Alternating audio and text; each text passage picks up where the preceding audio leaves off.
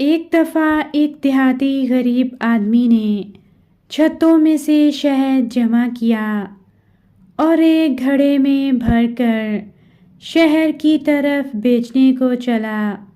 اکیلا راستے میں دل ہی دل میں باتیں کرتا جا رہا تھا۔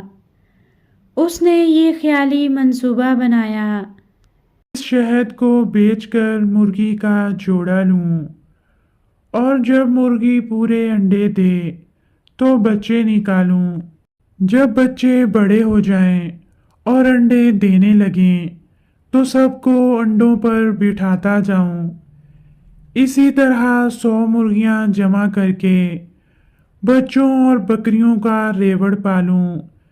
پھر بکریوں سے بڑھاتے بڑھاتے گائیں اور بھینسیں پالوں، اور اسی طرح بڑا آدمی بن جاؤں گا۔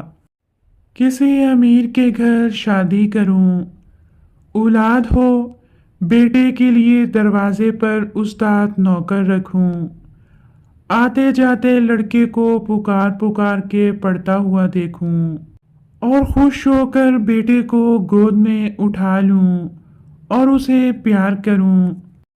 بیٹے کو اٹھانے کے خیال میں ذرا اس کا سر جھکا اور شہد کا گھڑا گر کر چکنا چور ہو گیا۔ سب انڈے، بچے، بکری، بھینس، بیوی، لڑکا، استاد، کنبے کا کنبا اسی شہد میں بہہ گیا۔ اس کہانی سے ہمیں یہ سبق ملتا ہے، آدمی فانوس خیال ہے، دل میں جھوٹے منصوبے سوچا کرتا ہے۔